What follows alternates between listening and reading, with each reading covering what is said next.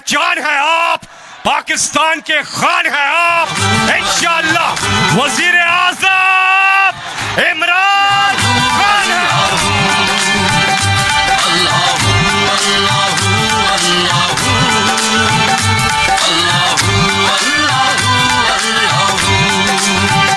ये ज़मीं जब न थी, ये जहां जब न था, ये ज़मीं जब न थी, ये जहां जब न था, ये ज़मीं जब न थी, ये जहां जब न था, ये ज़मीं जब न थी, ये जहां जब न था, चांद सूरज न थे, आसमां जब न था, चांद सूरज न थे, आसमां जब न था, राज़े हक भी किसी पर आया जब न था, राज़े हक भी किसी पर आया जब न था, जब न था कुछ यहाँ, जब न था कुछ यहाँ था, मगर तू ही तू, अल्लाह अल्लाह अल्लाह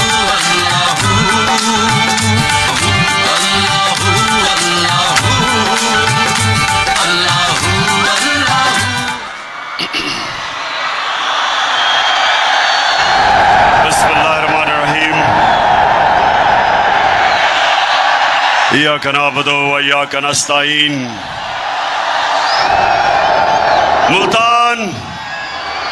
मुल्तान आपका दिल से शुक्रिया अदा करता हूं। बहुत बहुत शुक्रिया इस शानदार इस्तकबाल का।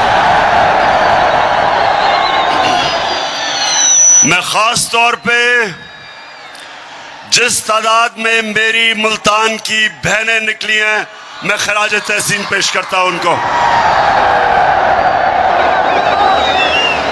मेरे पाकिस्तानियों, कभी भी दुनिया में कोई इनकलाब कामयाब नहीं होता जब तक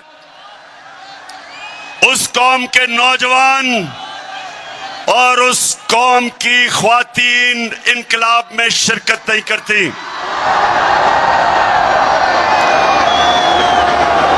और ये जो इनकलाब, इंशाअल्लाह ये जो इनकलाब आ रहा है, मैं हमेशा दुआ करता था अल्लाह से कि अल्लाह एक दिन मेरी कौम को जगा दे और उसको उसमें इतनी शऊर पैदा कर दे और इतना उस कौम को बेदार कर दे कि वो कभी किसी माफिया के सामने, चोर और डाकुओं के सामने या किसी सुपर पावर के सामने अपना सर झुकाएं। तो अल्लाह ने मेरी दुआ पूरी कर दी इस उम्र में। मैं अपने अल्लाह का शुक्र अदा करता हूं। मैं जब यहां आ रहा था तो बार बार मुझे पैगाम आया कि इमरान खान आपकी जान खतरे में, आगे शीशा लगा लो। मैं आज अपने पाकिस्तानियों को और खास तौर पे नौजवानों को कहना चाहता हूं, मेरे नौजवानों, बड़ी गौर से आपने मेरी बात सुननी है।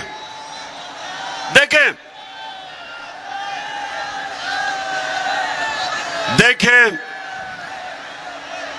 कुरान की एक आयत है, अल्लाह कहता है जो लोग ईमान ले आए अल्लाह उनके खौफ दूर कर देता है। मेरे पाकिस्तानियों, ये याद रखें और मैं अपने नौजवानों को खास तौर पे कहना चाहता हूं, खौफ, मरने का खौफ, जिल्लत का खौफ, अपनी रिस्क या नौकरी जाने का खौफ, ये एक बड़े इंसान को एक छोटा सा इंसान बना देता है। जिसने भी आज तक दुनिया में कोई बड़े काम किए, और पाकिस्तानियों आपने बड़े बड़े काम करने हैं अभी, तो अपने ज़हन में डाल लें कि जब तक आप इस खौफ के बुत को तोड़ेंगे नहीं, आप इसको एक अजीम कौम नहीं बना सकते। मेरे नबी सल्लल्लाहु अलैहि वसल्लम ने मदीना में क्या किया? लोगों को आजाद कर दिया, खौफ से आजाद कर दिया, पैसे की लालच से आजाद कर दिया,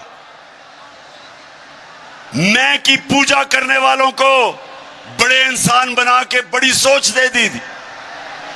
और वही लोग जिनकी हैसियत नहीं थी, दुनिया की उन्होंने इमामत की। मुल्तान, ये गौर से सुन लो, आज तक कोई बड़ा बिजनेसमैन नहीं बना जो नुकसान से डरता हो। आज का किसी फौजी ने बड़े तगमे नहीं लिए जो मौत से डरता हो। क्रिकेटर भी, जो क्रिकेटर हारने से डरता है उसे जीतना नहीं आता। जिस बैट्समैन को तेज बॉलर से गेंद लगने का खौफ होता है वो बड़ा बैट्समैन नहीं बनता। जिस दुनिया के पहले इंसान ने दुनिया के सबसे बड़े पहाड़ के ऊपर चढ़ा था, माउंट एवरेस्ट के ऊपर, जब एक एडमंड हिलरी चला था, तो उससे पहले जिन्होंने भी कोशिश की थी उस पहाड़ पे चढ़ने की, या वो मर गए थे और या वो फेल हो गए थे। तो जब पहले इंसान ने सबसे ऊंचे पहाड़ पे चढ़ा तो अपने खौफ के ऊपर काबू पाया। तो मैं आज अपनी कौम को कहना चाहता हूं कि ये जो हमें करप्ट और बुज़दिल हुक्मरानों ने खौफ दिलवाया हुआ है कि जब तक आप अमेरिका के जूते पॉलिश नहीं करेंगे आप आगे नहीं बढ़ सकते।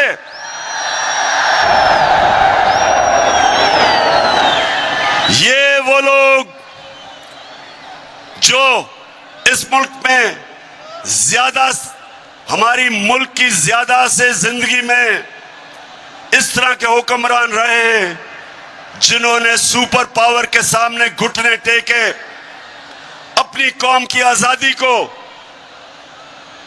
अपनी आजादी खोई, अपनी इज्जत खोई, जिल्लत मिली हमें पाकिस्तानियों को हुक्मरानों की वजह से।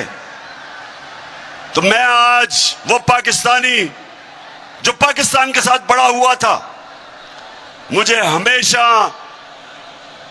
इस चीज की तकलीफ होती थी कि हम अजीम लोग हैं लेकिन ऊपर ऐसे हुक्मरान हैं जिन्होंने इस कौम को एक अजीम कौम नहीं बनने दिया। तो मैंने ये अल्लाह से कहा था कि अल्लाह जब भी मुझे मौका मिले, जब भी तू मुझे मौका देगा, सबसे पहले मैं अपनी कौम की अजमत को उठाऊंगा, उसकी इज्जत को ऊपर करूंगा, कभी अपनी कौम को किसी के सामने नहीं झुकने दूंगा।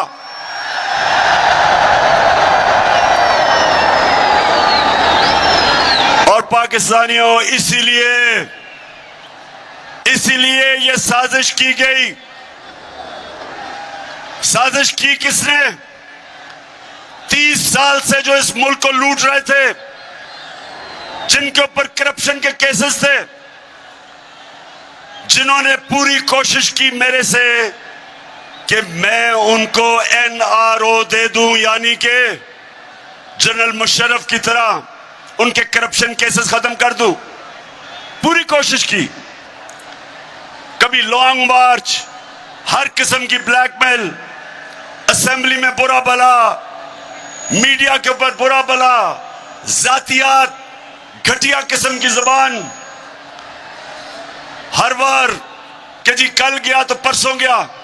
सिर्फ एक मकसद था इनका कि मैं इनके करप्शन के केसेस माफ कर दूं। याद रखें, जब ये दोनों 11 साल इन्होंने बारियां ली थी दोनों पार्टियों ने, तो जनरल मुशर्रफ ने जो इन्होंने करप्शन की थी अपने पहले 11 सालों में, उसने इनके सारे केस माफ कर दिए, NRO दिया। दोनों बाहर भागे हुए थे, वापस आए, और फिर 10 साल दोनों ने इस मुल्क को लूटा। हमारा मुल्क का कर्जा 4 गुना ज्यादा बढ़ा, 6,000 अरब से हमारा टोटल कर्जा 30,000 अरब पे पहुंचा। और फिर जो करप्शन के केसेस इनके दौर में बने थे, इन्होंने मेरे ऊपर पूरी मुझे ब्लैकमेल करने की कोशिश की कि मैं इनके करप्शन केस माफ करूं। तो मुल्तान, मुझे ये बताओ, जरा ये मुझे हाथ खड़ा करके बताओ कि क्या मुझे इनके करप्शन के केस माफ करने चाहिए थे? अगर मैं इनके करप्शन के केसेस माफ करता, इसका मतलब कि मैं इख्तिदार में एक नजरिए के लिए नहीं आया था, मैं इंसाफ की तहरीक चलाने नहीं आया था। इसका मतलब मैं भी कुर्सी की सियासत करने आया था। जिस तरह जनरल मुशर्रफ ने अपनी कुर्सी बचाने के लिए इनको माफ किया, तो इन्होंने फिर साजिश की। लंदन में जो भगोड़ा बैठा हुआ था,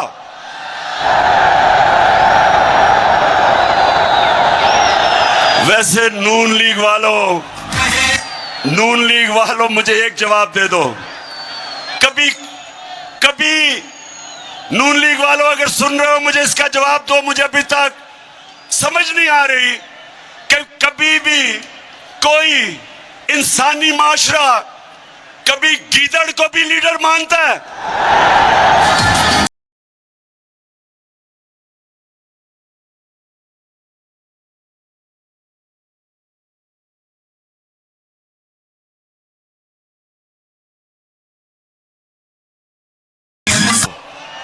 अगर सुन रहे हो तो खुदा के वास्ते मुझे जवाब दो, कभी गीदड़ लीडर बन सकता है?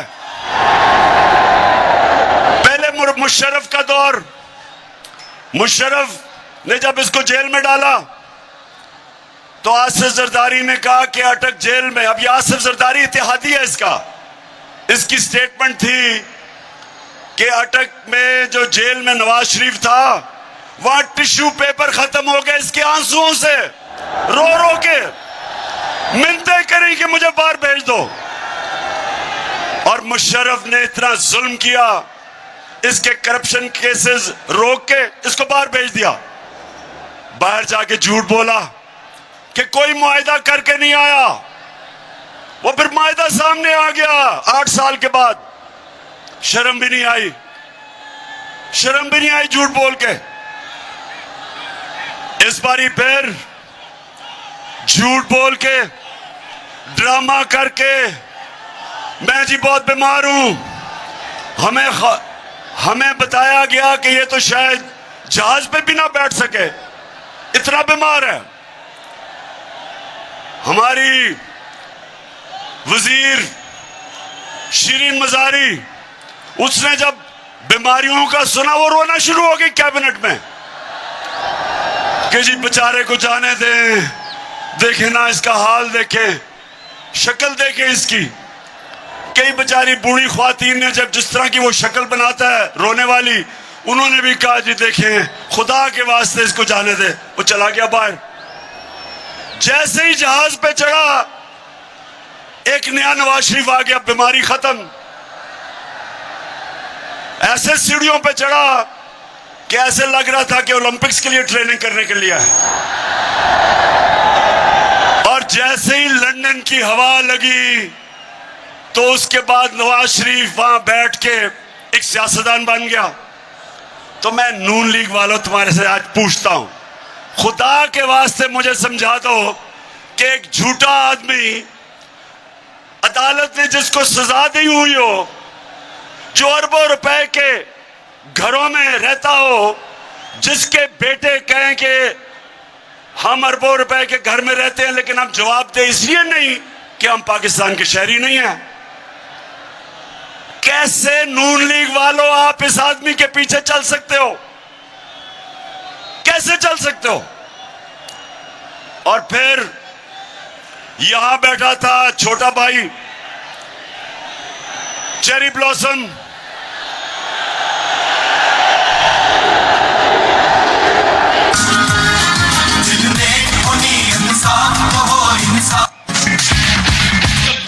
नहीं रही, तब्दीली आ गई। अब कोई हिम्मत ना हारो, तब्दीली आ गई है यारो। चाहे मुश्किलें हजारों, तब्दीली आ गई है यारो। आ गई है यारो। तो छोटा भाई लाहौर हाई कोर्ट में गया और कहता कि मैं गारंटी करता हूं एफिडेविट पे कि ये वापस आ जाएगा। शहबाज शरीफ तुम्हें तो उसी को पर सजा देनी चाहिए। अदालत में आपने झूठा एफिडेविट दिया, फिर ये यहां बैठा, उसने उधर से साजिश की, साथ मिल गया आसिफ जरदारी, ऊपर से जो आप सब जानते हैं कौन मिला इनके साथ, और कौन?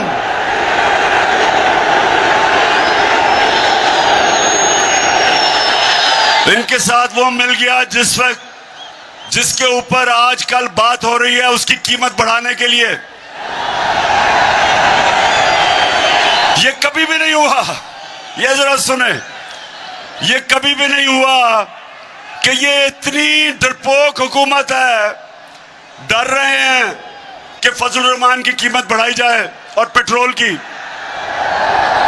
इतने डरे हुए हैं कि कहते हैं नेशनल सिक्योरिटी काउंसिल की मीटिंग बुलाओ ताकि वो फौज पे पड़े कीमत बढ़ाने पे। ये हाल है आज। तो इन सारों ने मिलकर साजिश की, साथ इनके मिल गए अमेरिका, और अमेरिका के अंदर उनका यहां जो एम्बेसी है वो हमारे लोगों से मिलने शुरू कर दिए जो सबसे पहले लौटे हुए थे। वहां से साजिश शुरू हुई। वैसे मुल्तान, मुझे ये बताओ, आप जरा आज मुझे ये बताओ कि जनूबी पंजाब से इतने ज्यादा लोटे कैसे निकले हैं? जवाब दें। लोटे आपने इधर से कितने, इतने ज्यादा लोटे जनूबी पंजाब से निकले हैं। और आज हम अल्लाह का शुक्र अदा करते हैं कि सबको डिस्क्वालीफाई हो गए। इन सब ने मिलकर साजिश की। 8 मार्च को एक अमेरिकी under secretary of state, Donald लू उसका नाम था, पाकिस्तानी एम्बेसडर को बुलाता है और उसको कहता है कि अगर तुमने इमरान खान को अदम एतमाद में ना शिकस्त दी तो पाकिस्तान के ऊपर मुश्किल वक्त आ जाएगा। धमकी दी और कहता कि अगर इमरान खान को आपने हटा दिया तो आपको माफ कर दिया जाएगा। मेरे मुल्तान के लोगों, क्या आपको अमेरिकनों से माफी की जरूरत है? इस कौम को इसलिए किसी से माफी की जरूरत नहीं कि खुददार कौम है।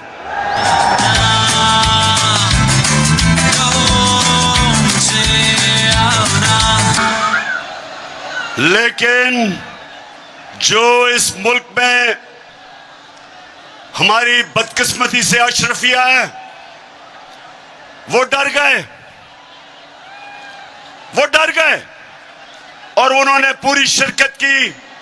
इस मुल्क की एलीट ने एक 22 करोड़ के मुंतखब किए हुए प्राइम मिनिस्टर को इन्होंने सब ने मिलकर साजिश से हटाया और इन सब ने यह समझा कि अब तहरीक इंसाफ और इमरान खान की कब्र खुद गई है और अब इस पार्टी को अल्लाह हाफिज कह दो।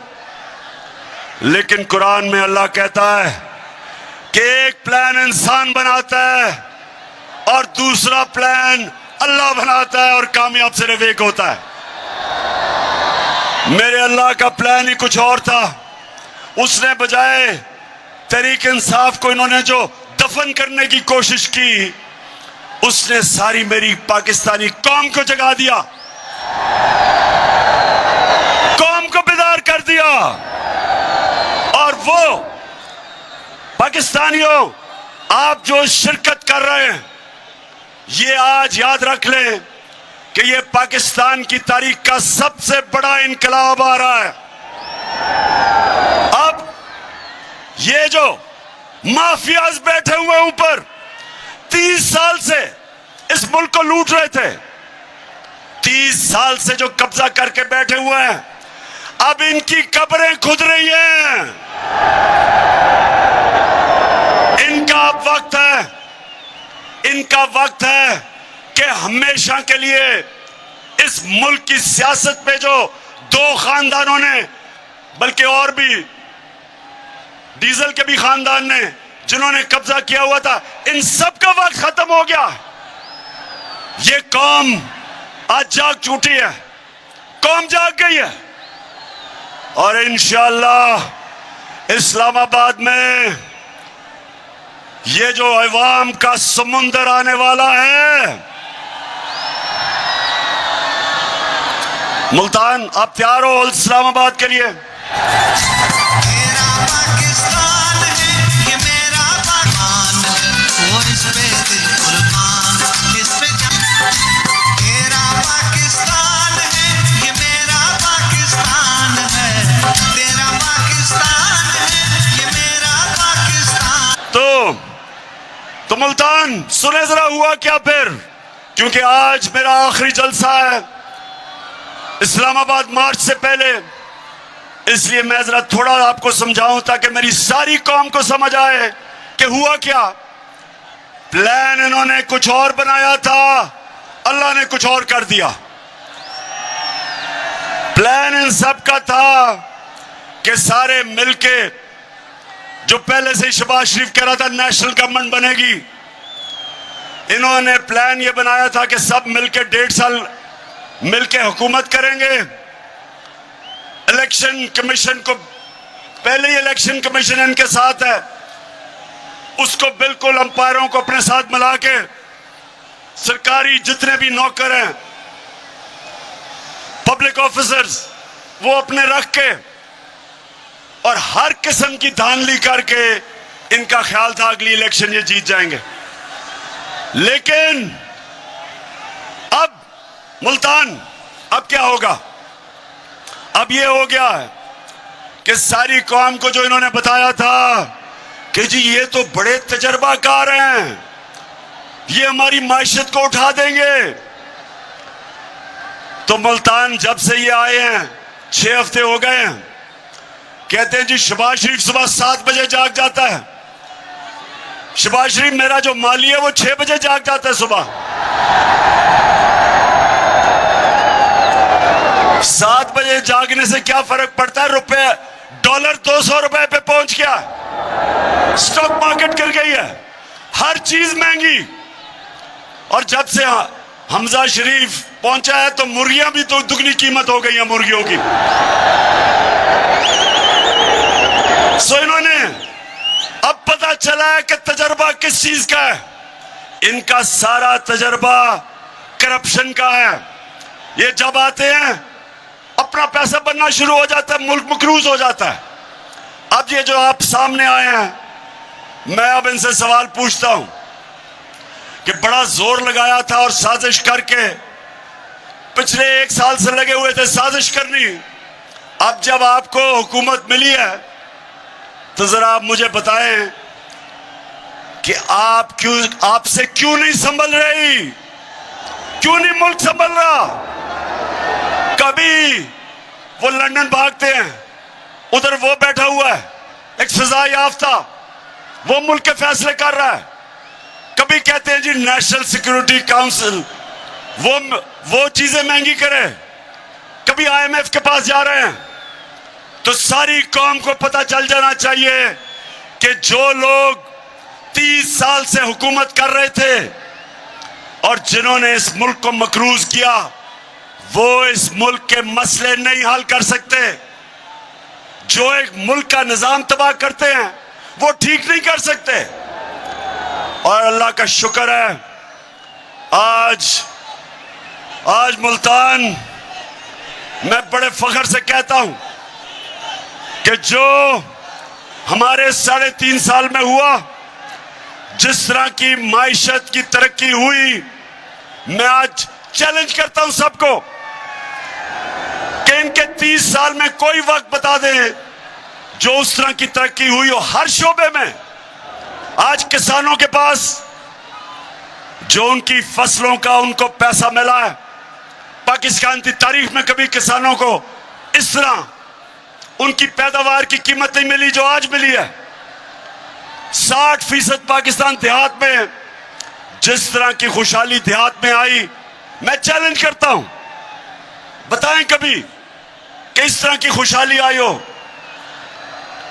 दूसरी चीज, इंडस्ट्री। मुल्क तो तब आगे बढ़ता है जब उसकी इंडस्ट्री तरक्की करती है। अयूब खान के दौर के बाद मैं ये भी फख्र से कहता हूं कि हमारा पिछले 2 साल पाकिस्तान की इंडस्ट्री के लिए बेहतरीन साल थे। सबसे ज्यादा ग्रोथ रेट हमारे दौर में हुई। मुशर्रफ के दौर में जब थोड़ा सा हुआ था तो डॉलर आ रहे थे क्योंकि हम उनकी अमेरिकनों की जंग लड़ रहे थे। ये हमने मुश्किल वक्त में कोरोना के दौर में अपनी इंडस्ट्री को उठाया। रिकॉर्ड एक्सपोर्ट्स है पाकिस्तान की, रिकॉर्ड रेमिटेंसेस हैं, यानी कि रिकॉर्ड डॉलर आए हमारे दौर में। हमने सबसे ज्यादा टैक्स इकट्ठा किया। हमारी जो आईटी, इंफॉर्मेशन टेक्नोलॉजी, जो मुल्क का फ्यूचर है, सबसे ज्यादा काम हमारे वक्त हुआ। 75% आईटी की एक्सपोर्ट्स बढ़ी। हम सारे बर्रे सगीर में हमारी पॉलिसीज की वजह से सबसे ज्यादा आज रोजगार पाकिस्तान में है बनस्बत बर्रे सगीर के। तो मैं इनसे पूछता हूं कि आपने इतना जोर लगा के साजिश करके जो गवर्नमेंट गिराई, तो आप बताएं, शुक्र है अल्लाह का कि मुवाजना हो रहा है हमारे दौर और इनके दौर का। और अगर मुझे अपने मुल्क की फिक्र ना हो, मुल्तान, अगर मुझे अपने मुल्क की आज फिक्र ना हो, तो मैं तो चाहूंगा ये और चले, चंद महीने इनको और चलने दो, ताकि सारी कौम के सामने ये इनकी असल शक्ल नजर आए कि सिवाय करप्शन के इन्होंने आज तक किया ही कुछ नहीं है। जितनी देर चलेंगे ये जलील होंगे, और जिन्होंने साजिश करके इनको लेके आए वो भी साथ जलील होंगे। इसलिए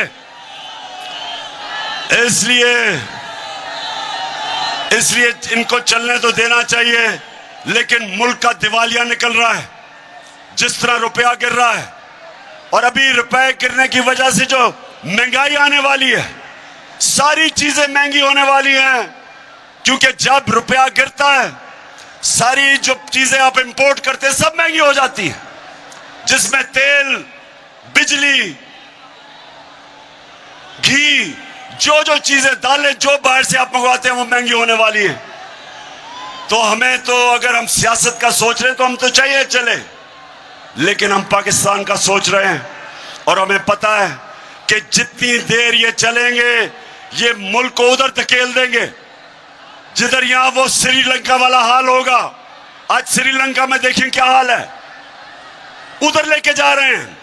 इसलिए आज मैं यहां मुल्तान से डिमांड करता हूं कि जल्दी से जल्दी इलेक्शन की डेट दो और असेंबलियों को डिसॉल्व करो।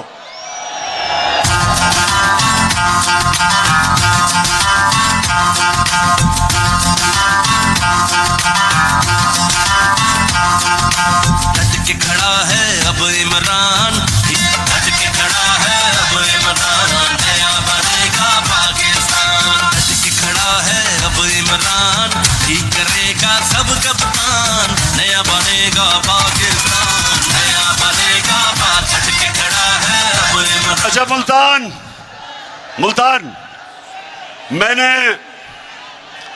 मुझे किसी सोशल मीडिया पे किसी ने मुझे तकरीर भेजी, वो मरियम कहीं तकरीर कर रही थी कल,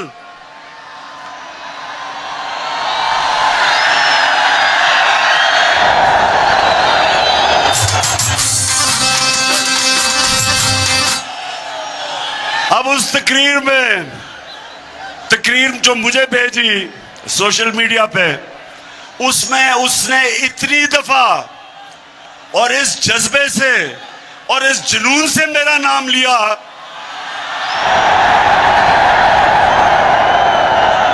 कि मैं उसको ये कहना चाहता हूं, मरियम देखो, थोड़ा ध्यान करो, तुम्हारा खामद ही नाराज ना हो जाए जिस तरह तुम ये बार बार मेरा नाम लेती हो।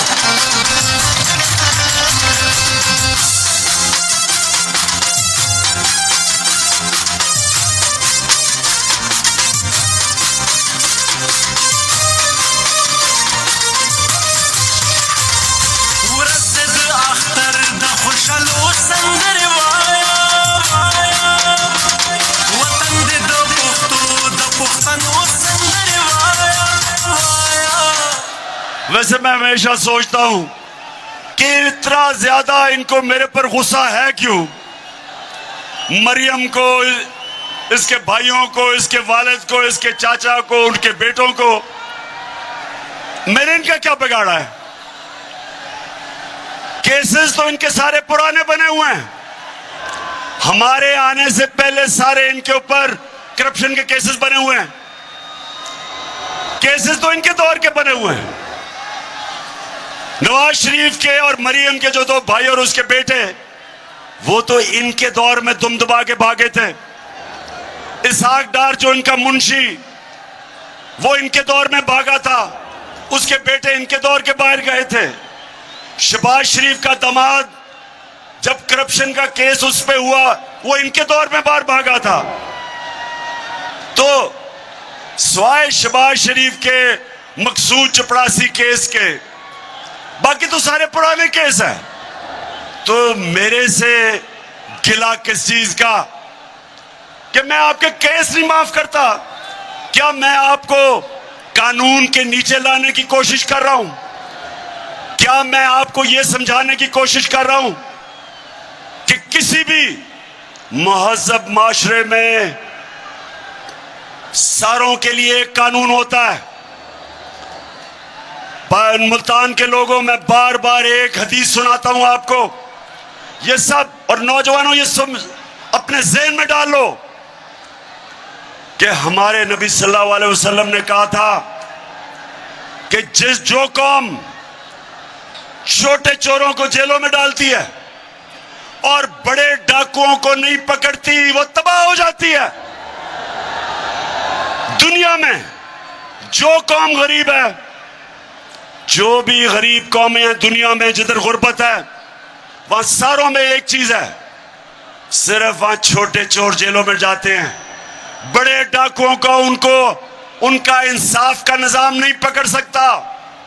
आज तक हमारा अलमिया यह है कि हमारे मुल्क में बड़े बड़े डाकू ईवानों में चले जाते हैं और बेचारे छोटे चोर जेल में जाते हैं। जब मैं जनरल मुशर्रफ के दौर में अपनी आजाद अदलिया के लिए जब मैं तहरीक में शामिल हुआ और मुझे जेल में डाला, 8 दिन मैंने जेल में गुजारे।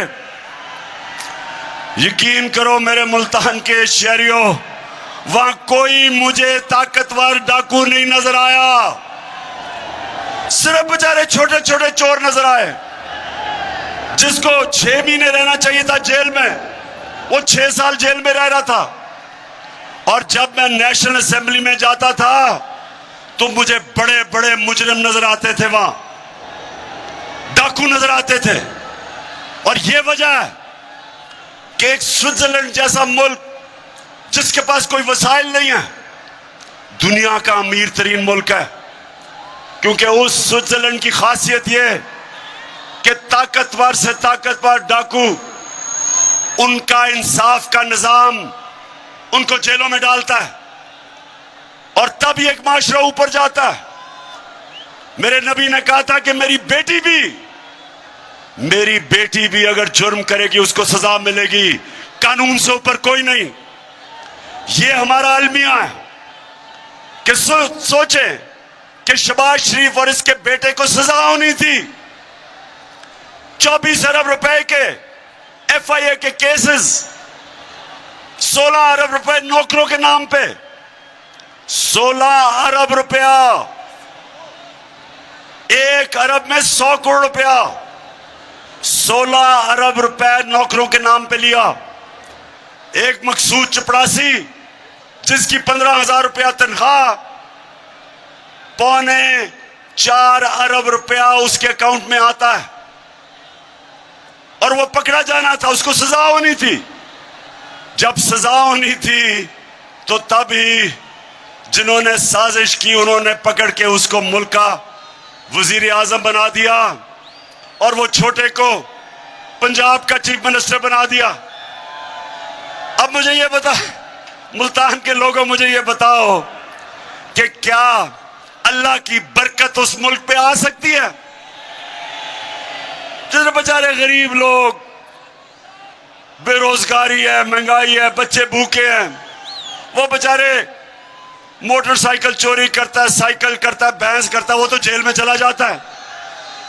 तो जो अरबों रुपया मुल्क का चोरी करता है, अरबों रुपया चोरी करता है, उसको मुल्क का प्राइम मिनिस्टर और उसके बेटे को चीफ मिनिस्टर, वो मुल्क का कोई मुस्तकबिल नहीं है। इसलिए मैं आपके पास आया हूं, इसलिए आपने इस्लामाबाद निकलना है मेरे साथ, इसलिए हमने इनको शिकस्त देनी है ताकि हम अपने मुल्क को उठाएं, इस कौम को वो मुकाम दें जो इसको मिलना चाहिए था। तो मुल्तान के लोगों, आज मेरी आखिरी जलसा है। इस्लामाबाद हकीकी आजादी मार्च से पहले मैं आज आप सबको तैयार करने आया हूं कि अगर हमारी कौम अब नहीं निकलेगी तो 2 गुलामियां करेंगे हम। एक गुलामी अमेरिका की, क्योंकि ये अमेरिका के गुलाम हैं।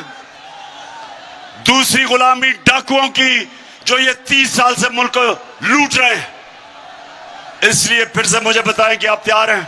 बताएं, तैयार हैं? तो मैं मुल्तान, मुझे पता है गर्मी है, और मुल्तान में तो अल्लाह का गर्मी का खास ही करम है, लेकिन जब इनकलाब आता है तो ना गर्मी, ना सर्दी, ना बारिश। इंसान जब अपने मुल्क की आजादी के लिए खड़ा होता है फिर वो अपनी जान पे खेलता है। और अगर मुझे गर्मी नहीं लगती मेरी उम्र में, तो आप तो सब मेरे से छोटे हैं।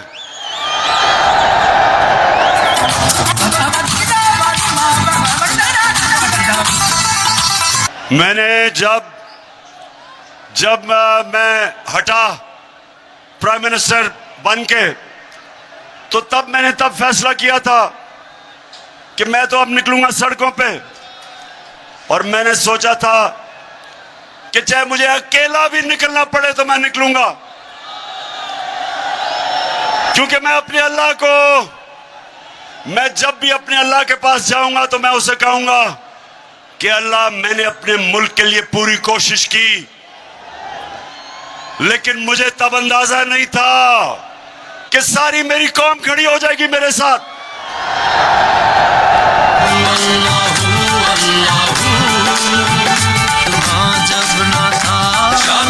और मुझे यह भी अंदाजा नहीं था कि इस मुल्क की हमारी बाशऊर और दलेर ख्वातीन वो भी निकलाएंगी, और मुझे यह भी अंदाजा नहीं था कि हमारे स्कूल के बच्चे भी तैयार हो जाएंगे। और फिर हर शोबे से, हर जगह से मुझे मेरी कौम के लोगों ने कहा कि हम तुम्हारे साथ निकलेंगे। पुलिस वालों ने, उन्होंने कहा जी हमारी ड्यूटी है, लेकिन फिक्र ना करें, हमारे घर वाले सारे आ रहे हैं।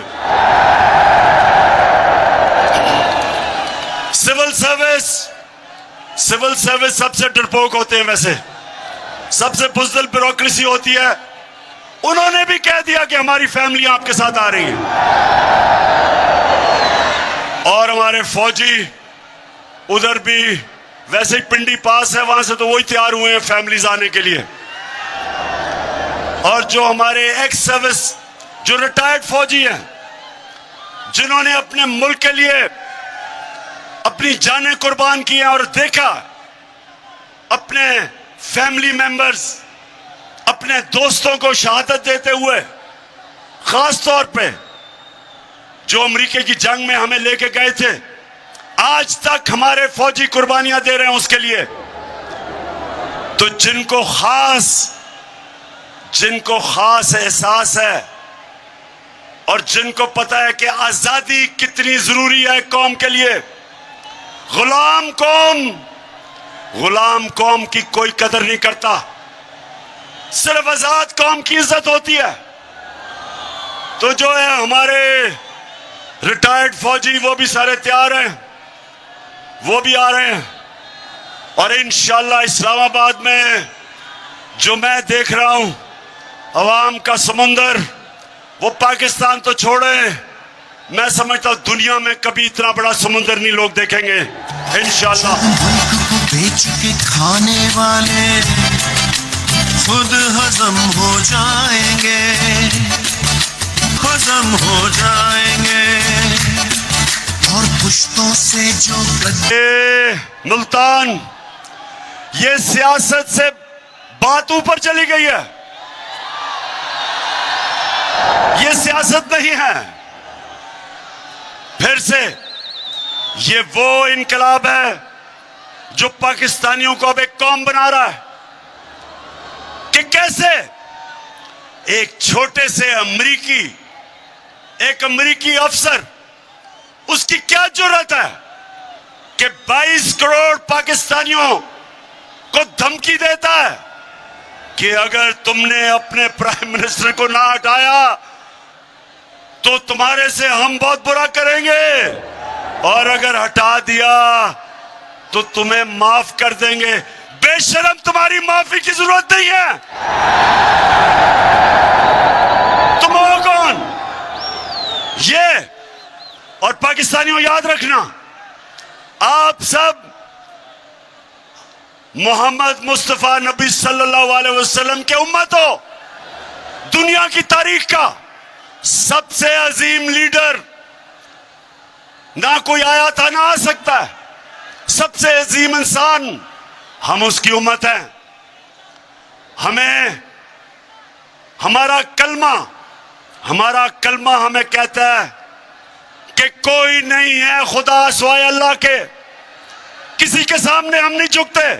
तुम हो कौन अमेरिकी कि हमें धमकियां दे रहे हो?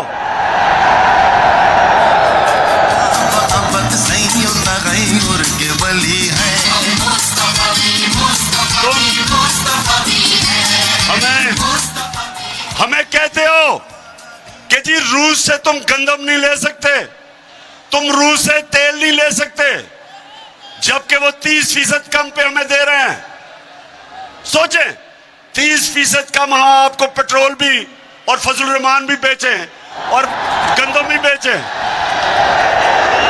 लेकिन अमेरिका सरकार कह रहा है कि इजाजत नहीं है। लेकिन हिंदुस्तान, ये सुने, हिंदुस्तान अमेरिका का स्ट्रेटेजिक एलाय है। हिंदुस्तान को उन्होंने कहा जी रूस से तेल ना खरीदो। हिंदुस्तान ने क्या जवाब दिया? हिंदुस्तान ने कहा हम एक आजाद मुल्क हैं, हम रूस से तेल लेंगे क्योंकि हमारे मुल्क में गुर्बत है। हम अपनी अवाम के लिए पॉलिसियां बनाते हैं, अमेरिकी तुम्हारे लिए नहीं बनाते। हमारे साथ हिंदुस्तान आजाद हुआ था और उनको देखें गैरतमंद फॉरेन पॉलिसी, और हमें देखें कि हमारे पास कौन आया है, चेरी ब्लॉसम बूट पॉलिश।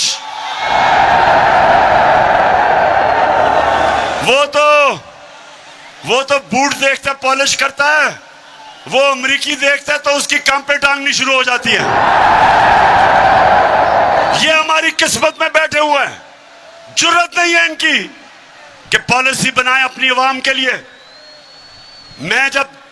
मैंने उनको वाजे कहा, मैंने कहा देखो हम दोस्ती सबसे करेंगे, हम कोई किसी से दुश्मनी नहीं चाहते, हम दोस्ती चाहते हैं, लेकिन हम गुलामी किसी की नहीं करेंगे।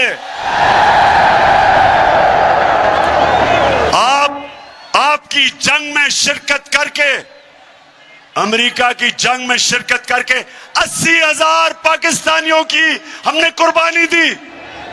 आपने हमारा शुक्रिया भी किया, आपने यह भी कहा कि शुक्रिया पाकिस्तान, हमारी जंग में आपने अपने लोगों को कुर्बान किया।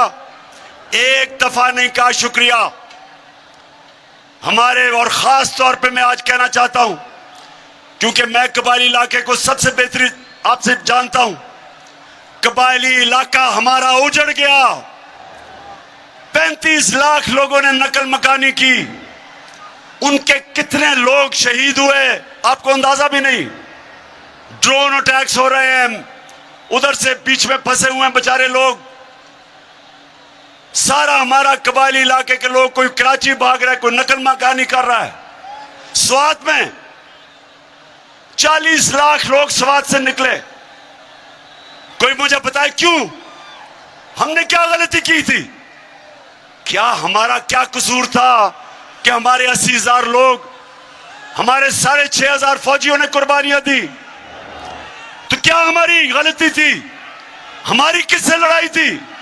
सिर्फ हमारी यह गलती थी कि हमारा जो उस वक्त का सरबराह था, जब उसको धमकी मिली तो उसमें इतनी दिलेरी नहीं थी कि अपने लोगों के लिए खड़ा होता। उसने घुटने टेक दिए और पाकिस्तान को नुकसान करवाया। इसलिए जब उन्होंने मेरे से कहा कि जनाब हमें अफगानिस्तान के लिए यहां बेसिस चाहिए, जब इंटरव्यूअर ने मेरे से पूछा तो मैंने इसलिए उसको एब्सोल्युटली नॉट इसलिए कहा।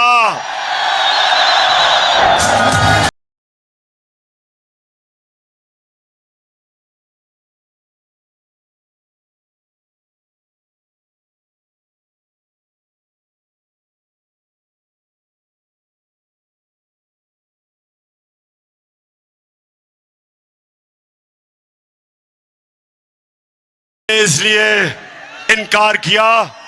मैंने उनको वाजे कर दिया, मैंने कहा हम आपके साथ अमन में हमेशा शिरकत करेंगे, लेकिन आपकी किसी जंग में, पाकिस्तान किसी की जंग में शिरकत नहीं करेगा। क्योंकि मुझे आप 22 करोड़ पाकिस्तानियों ने मुंतखब किया था।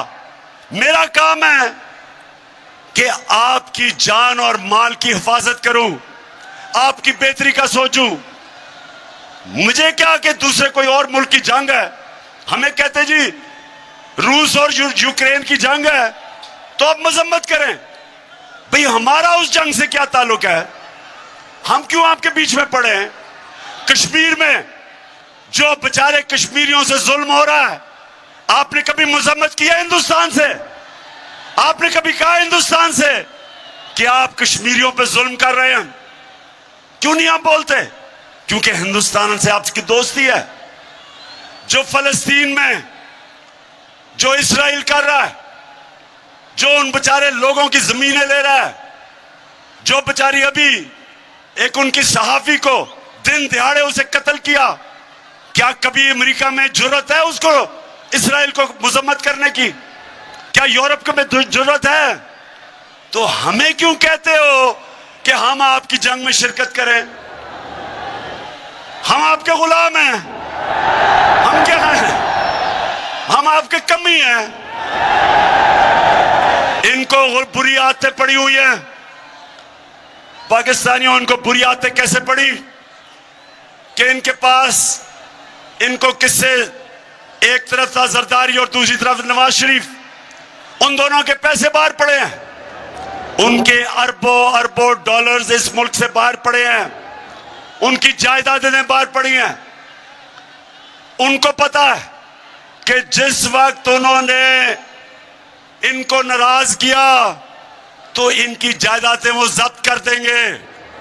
जिस तरह आज वो रूसियों की जायदादें और पैसा जब्त कर रहे हैं, डरे हुए हैं। ये पैसे की पूजा करने वाले, ये पैसे के गुलाम, उसकी वजह से ये उनके गुलाम हैं। 400 ड्रोन अटैक हुए पाकिस्तान में।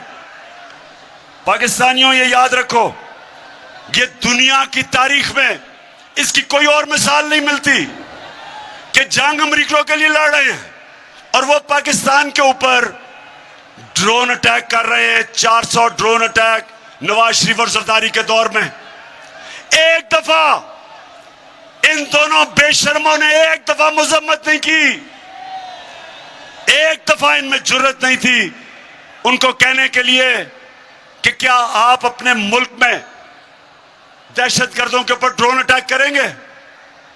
क्या आप किसी और यूरोपियन मुल्क में ड्रोन अटैक करेंगे? क्या इनमें यह जुर्रत थी बरतानिया से पूछने के लिए कि इस मुल्क का सबसे बड़ा दहशतगर्द अल्ताफ हुसैन लंदन में रहता है, अगर हम उसके ऊपर ड्रोन अटैक करें इजाजत देंगे? नहीं देंगे। वो कहेंगे हमारी अदालतों में आओ, साबित करो कि ये वाकई दहशतगर्द है। जब तक आप नहीं करोगे अदालतों में तो हम आपको कुछ इजाजत नहीं देंगे, हम बल्कि उसको जेल में भी नहीं डालेंगे। तो हमारे मुल्क में 400 ड्रोन अटैक, जब ऊपर से बम पड़ता था 4000 मील दूर बैठ के कंप्यूटर के ऊपर बटन दबता था और हमारे कबाली इलाके में लोग मर जाते थे। कभी किसी ने पूछा कि क्या वाकई नीचे दहशतगर्द थे? अपने मुल्क में तो कहते हो अदालतों में जाओ, हमारे मुल्क में खुद ही फैसला करते हो कौन दहशतगर्द है, खुद ही कत्ल कर देते हो। सारे इंसानी हकूक के खिलाफ, इंटरनेशनल लॉ के खिलाफ, हर किस्म कानून के खिलाफ आप हमारे लोगों को कत्ल कर रहे थे। और 2 मुल्क के सरबराह एक दफा इनके मुंह से यह नहीं निकला कि जी ये आप अगर और दुनिया में किसी मुल्क में नहीं करते तो हमारे मुल्क में क्यों कर रहे हो? हम तो आपकी जंग लड़ रहे हैं। और जो लोग मरते थे ड्रोन अटैक्स पे वो पाकिस्तानी फौज पे बदला लेते थे, हमारे पे लेते थे। इसलिए मेरे पाकिस्तानियों, हमने इन चोरों को और अमेरिकन के गुलामों को इस मुल्क की किसी सूरत इस मुल्क के सरबराह नहीं रहने देना, इसलिए हमने निकलना।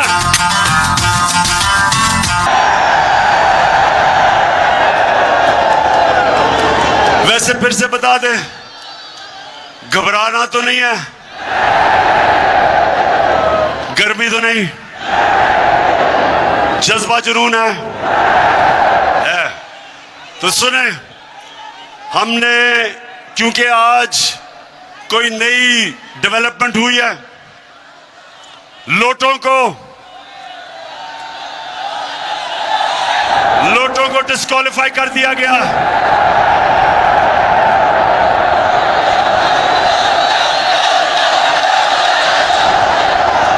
लिहाजा